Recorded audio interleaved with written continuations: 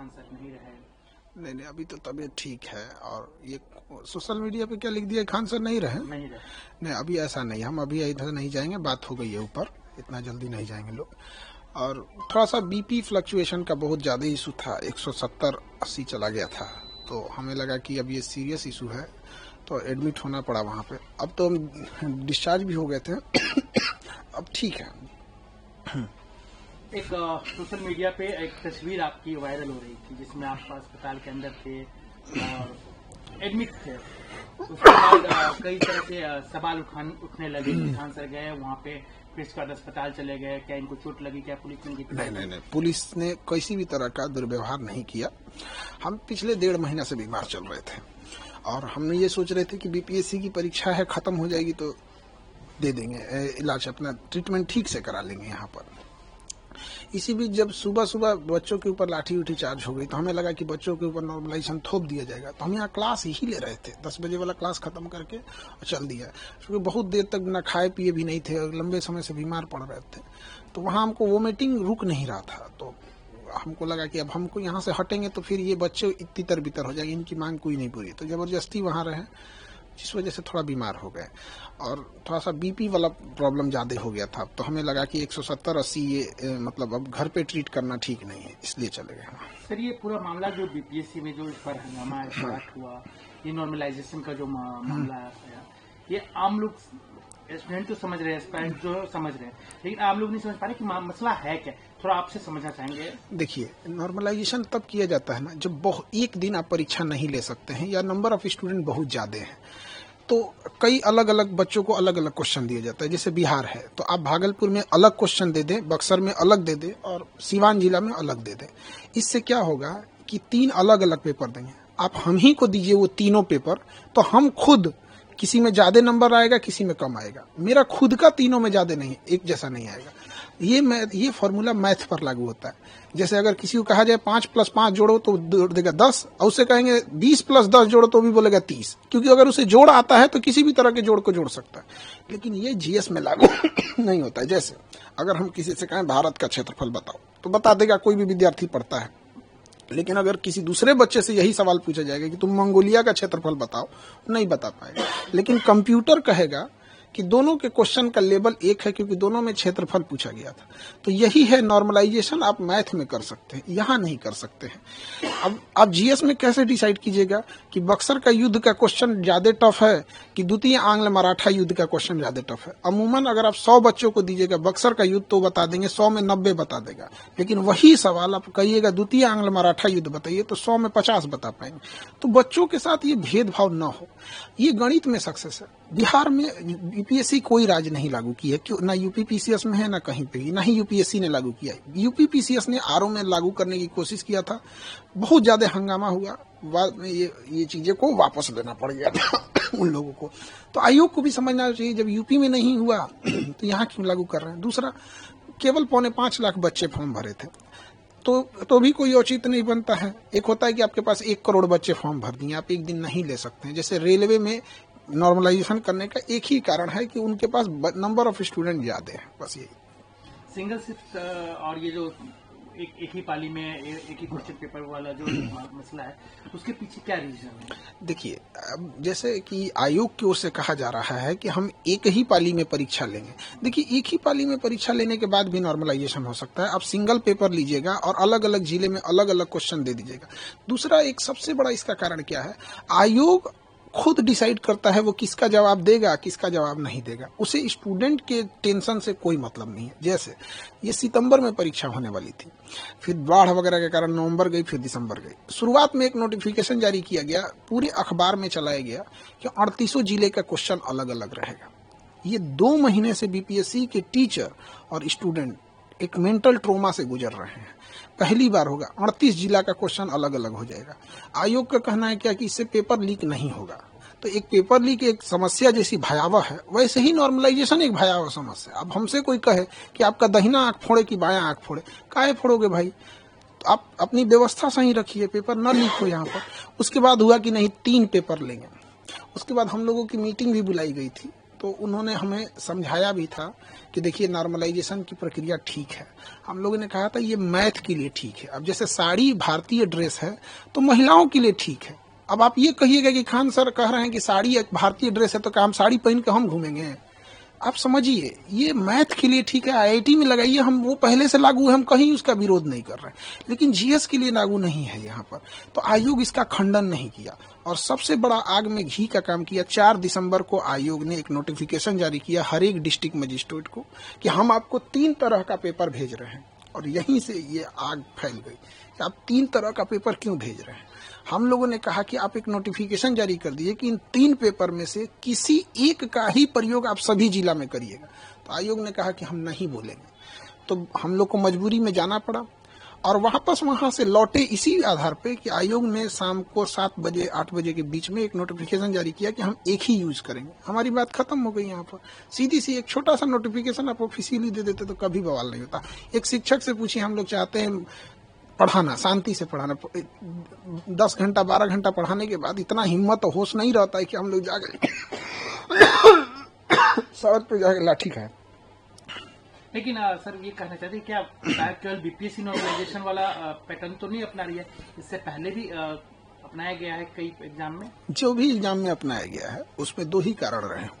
या तो उस एग्जाम में ज्यादातर प्रश्न साइंस या मैथ के रहे होंगे जैसे आईआईटी हो गया, या फिर उस एग्जाम में 1 करोड़ से ज्यादा बच्चे बैठे होंगे जैसे रेलवे हो गया। तो जब बच्चे ज्यादा बैठ जाते हैं तो वहां मजबूरी के कारण लेना पड़ता है, क्योंकि किसी राज्य की क्षमता नहीं है कि 1 करोड़ परीक्षा एक दिन में करा ले। और साइंस और मैथ में है कि वो नॉर्मलाइजेशन साइंस मैथ के लिए बना ही है। हमारे यहाँ ये दोनों चीज नहीं है। ना ही हमारे बीपीएससी में 1 करोड़ बच्चे हैं, 4.5 लाख बच्चे, 5.5, उसमें भी एग्जाम कितना दिए हैं? 3.5 लाख।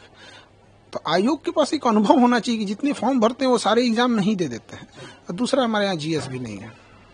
पेपर लीक की समस्या कितनी बड़ी समस्या मानते हैं? क्योंकि जब भी होता है बिहार में हल्ला होता है कि पेपर लीक हो गया, हर जगह से यूयू छापा मारना चालू करती है, कहीं पकड़ाते हैं कहीं पकड़ाते हैं, तो कितनी बड़ी समस्या है बिहार की? देखिए, ये इससे बड़ी समस्या विद्यार्थी जीवन के लिए कोई नहीं हो सकता है। इसमें सबसे जरूरी चीज क्या है कि जिस पे शक हो उस पे नार्को टेस्ट कराया जाए। क्योंकि कई बार ऐसा क्या होता है ना कि कोई व्यक्ति खुद नहीं इन्वॉल्व होता है, लेकिन जब उसको पता होता है कि यह व्यक्ति पेपर लीक करा रहा है तो वहाँ आंख बंद कर लेता है। तो ये भी एक तरह का अपराध ही है। तो नार्को टेस्ट कराएं मीडिया के सामने, और इसके लिए कैपिटल पनिशमेंट, फांसी की सजा रखी जाए, उससे नीचे कोई सजा नहीं। ऐसा कोई प्रवोक वगैरह हम लोग नहीं कर रहे, मजबूरी थी हम लोग की।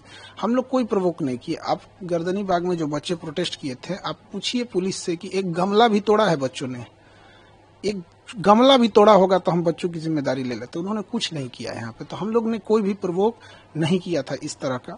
दूसरी चीज क्या है कि हम लोग वापस क्यों आए थे? एक छोटा सा नोटिफिकेशन के लिए। अगर आयोग लिबरल रहता, हठधर्मिता नहीं दिखाता, तो हम लोग वापस आ जाते। बिना मतलब के पुलिस को भी इंटरफेयर करना पड़ा। पुलिस का ये सब काम थोड़ी है कि कोई तांडव करे, बीच में पुलिस आ जाती है। आप मानते हैं कि ठीक है, बच्चे हैं, उनका जब हक मारा जाएगा तो प्रोटेस्ट करेंगे, क्या और क्या करेंगे? ईटा पत्थर तो चलाएंगे नहीं। लेकिन जब वो प्रोटेस्ट करने जाते हैं तो जिस तरीके से उन्हें ठंड में पीटी गई, दौड़ा के मारा गया, किसी का हाथ टूटा, किसी का पैर टूटा, ये बिल्कुल गलत है। वो बच्चे भी जो अधिकारी बने हैं लोग, वो भी एक समय में स्टूडेंट थे, और वो जितने वर्तमान अधिकारी हैं उनसे ही पूछते हैं क्या आप अपने स्टूडेंट लाइफ में नॉर्मलाइजेशन बर्दाश्त करते? वो नहीं बर्दाश्त करते। तो बच्चों को भी पीटा गया वहां पर, ये गलत है। यहाँ पर हम लोग भी जब बीपीएससी के लिए जा रहे थे तो डिटेन किया गया थोड़ी देर के लिए, बाद में छोड़ा गया जब नोटिफिकेशन आ गया तब। सर ये बताइए कि खान सर नॉर्मलाइजेशन को लेकर अब क्या करेंगे, आगे क्या करेंगे? अब ये 2024 पे तो नहीं हुआ, 25 में भी लागू नहीं होने दिया जाएगा। अब इसके लिए हम लोग जहां भी जाना पड़े, संबंधित अधिकारी जिनको अवगत कराए इन सब चीजों से, यही हम लोग। पेपर लीक हुआ है सर? अभी यहाँ पे तो आयोग अपना प्रेस कॉन्फ्रेंस अभी दिया है। अब उसके में आगे क्या कर रहा है आयोग का, अभी पूरी प्रेस कॉन्फ्रेंस चल ही रही है उनकी। ये प्रेस कॉन्फ्रेंस आयोग का खत्म हो जाता है तब हम कुछ बता पाएंगे, क्योंकि अभी तो प्रेस कॉन्फ्रेंस रनिंग है। रद्द कर दिया गया। हाँ, ये तो अभी बापू परीक्षा परिषद वाला को रद्द किया गया है। आगे पूरी प्रेस विज्ञप्ति क्या आती है, अभी वो प्रेस कॉन्फ्रेंस रनिंग में है, तो हम अभी पहले उसको पूरा देख लेंगे तब बता पाएंगे। पटना एडमिनिस्ट्रेशन की तरफ से एक सीसीटीवी फुटेज जारी किया गया, उसमें दिखाया गया है कि एक सेंटर पे कैसे जो है कुछ स्टूडेंट जो है निकल जाते हैं बाहर। पटना पुलिस का कहना है कि यही लोग हैं जो पूरा अराजकता फैलाए हैं, आतंक फैलाए वो हैं। सीसीटीवी फुटेज पूरी तरह से जारी कर दिया जाए। हम लोग का भी यही मांग है कि पब्लिक को भी अधिकार होता है डेमोक्रेसी में। वहाँ पे अगर कोई स्टूडेंट अगर इस टाइप का देखिए, परीक्षा परिषद में स्टूडेंट तो मेरे ख्याल से इस तरह का नहीं करेंगे, लेकिन अगर वो सीसीटीवी फुटेज है वो तो जो होगा वो जांच का विषय है। वहाँ पर सीसीटीवी फुटेज पूरी पब्लिक को आ जाने दीजिए। अभी आयोग की मीटिंग, चूंकि प्रेस कॉन्फ्रेंस चल ही रहा है, खत्म हो जाएगा तो ही हम कुछ कह पाएंगे। सर, लेकिन एक सवाल उठता है कि कुछ भी होता है बिहार में परीक्षा से रिलेटेड, छात्रों से रिलेटेड, तो खान सर का नाम आ जाता है। आखिर क्या रीजन है, खान सर का नाम घसीटा जाता है या जबरदस्ती आया जाता है? अब नाम के लिए क्या, हमारे पास सबसे ज्यादा बच्चे हैं, हम कम फी में पढ़ाते हैं, तो ऑब्वियस बात है कि सबसे ज्यादा चर्चा हो जाता है, यही कारण है यहाँ पर।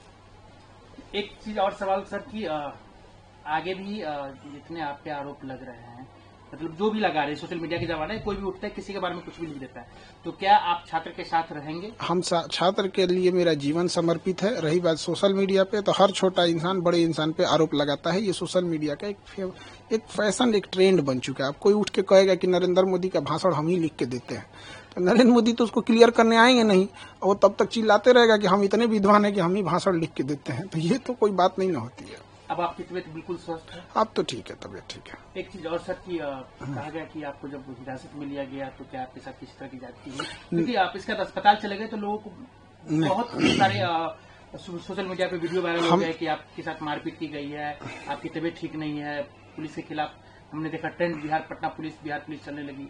नहीं, देखिए, ये जो भी अफवाह उड़ा रहे हैं गलत है। पुलिस ने मेरे साथ कोई ज्यादती नहीं की। थोड़े देर के लिए डिटेन रखा, जो लॉ एंड ऑर्डर के लिए पुलिस को करना पड़ता है, और वो पुलिस की, हम इसमें पुलिस का नहीं कहते हैं कि पुलिस ने गलत किया। पुलिस का जो कर्तव्य था उन्होंने उसको किया। हम लोग वापस इसलिए आए कि जो हमसे पुलिस स्टेशन में बताया गया कि आपकी बात मान ली गई, नोटिफिकेशन आ गया है। हमने कंफर्म करने की कोशिश की तो वहाँ नेटवर्क उतना नहीं था, तो लोगों ने बताया कि हाँ आ गया है। तो जिनका नॉर्मलाइजेशन जैसा मुद्दा था वो लोग वापस जाने लगे। पुलिस ने कहा कि वापस आप अगर जाएंगे धरना स्थल पे तो हम आपको एफआईआर कर देंगे। तो फिर मजिस्ट्रेट साहब आए और उसके बाद डिटेन खत्म हुआ, तो फिर वापस वहां से आए। तो धरना स्थल चूंकि सामने ही है, तो पुलिस को ऐसा लगा कि अगर हम यहाँ छोड़ देंगे धरना स्थल पे तो ये फिर वापस धरना पे बैठ जाएंगे, क्योंकि पुलिस के पास ज्यादा एक्सपीरियंस होता है, ऐसा हुआ होगा। इसलिए पुलिस ने कहा कि हम आपको धरना स्थल पे नहीं छोड़ेंगे वहां पर। तो फिर हमको अब कहीं भी उतार दीजिएगा तो हम नहीं ना, आप हमको गाड़ी में उतार के आप कहीं चले जाइएगा यहाँ पे। तो हम कहें सर आप जहाँ उतारिएगा वहाँ बोलिए, हम वहाँ हम अपनी गाड़ी मंगा लेते हैं यहाँ पे। तो उसके बाद डिटेंशन मेरा खत्म हुआ। मजिस्ट्रेट साहब आए और सीनियर जो डीएसपी मैम थी, वो उनके आने के बाद ही डिटेंशन खत्म हुआ, क्योंकि जब तक कोई सीनियर नहीं आते हैं डिटेंशन खत्म नहीं होता है। अब आप इस झगड़े को, मतलब जो अभी ये कोई किससे क्लास, मतलब बीपीएससी स्टूडेंट और आयोग के बीच में जो भी मसले हैं, इसका सोल्यूशन क्या है? देखिए, सोल्यूशन ये है ना कि आयोग जो भी चीज कर रहा है उसको क्लियर कर दे। जैसे इससे पहले अतुल प्रसाद सर थे, वो मैसेज ट्वीट कर देते थे कि हम ये रिजल्ट पब्लिश करने जा रहे हैं, ये एग्जाम लेने जा रहे हैं, ये करने जा रहे हैं, तो एक पब्लिश कर दे। जैसे आयोग से हमारी भी मांग है कि पीटी का रिजल्ट जो लेता है वो 15 दिन में पीटी का रिजल्ट दे दे, और रिजल्ट देने के 4 मंथ बाद वो मेंस का एग्जाम ले ले। ये क्या बेवकूफी है? आप 3 मंथ बाद रिजल्ट देंगे, उसमें अब बच्चे कंफ्यूज रहेंगे कि मेरा प्रीलिम हुआ है कि नहीं हुआ है, और उसके बाद आप अचानक से आके आप कहिएगा कि 15 दिन बाद मेंस है। ये नहीं है। तो इसमें लगातार सुधार की जरूरत है, सुधार करेगा। एक अंतिम सवाल, खान सर पटना वाले तो सब जानते ही हैं, आपके ही कम्युनिटी के एक ओझा सर थे, वो चुनाव लड़ने जा रहे हैं, तो क्या मतलब आपको लग रहा है कि? देखिए, पढ़े लिखे लोगों को राजनीति में जाना चाहिए, और हम जितने पढ़े लिखे युवा हैं सबको जाना चाहिए। यहाँ जो जा सकता है पढ़े लिखे लोग में, तो उनका है अपना अच्छा काम करेंगे वहाँ जाके, और सबका अपना व्यक्तिगत डिसीजन होता है। और शिक्षित हैं तो शिक्षित व्यक्ति को हमेशा से कहा जाता है कि समाज में जाना चाहिए राजनीति में।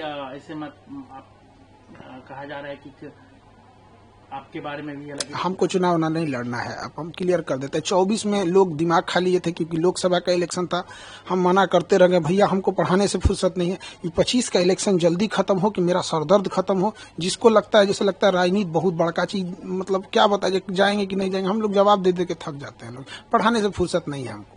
नहीं सर, खान सर, एक चीज तो आपके बारे में बार बार चर्चा आती है कि जितने भी प्रोटेस्ट होते हैं या कुछ भी होते हैं उसमें आपका नाम नहीं, मेरा नाम बस स्टूडेंट के लिए आता है। यहाँ डेली 5 प्रोटेस्ट होता है, आप मेरा नाम नहीं देखेंगे।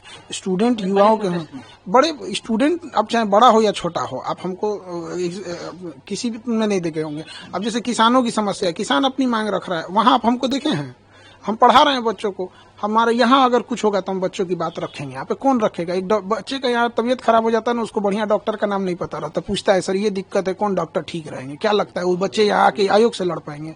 तो हम लोग को मजबूरी में आना पड़ता है। धन्यवाद।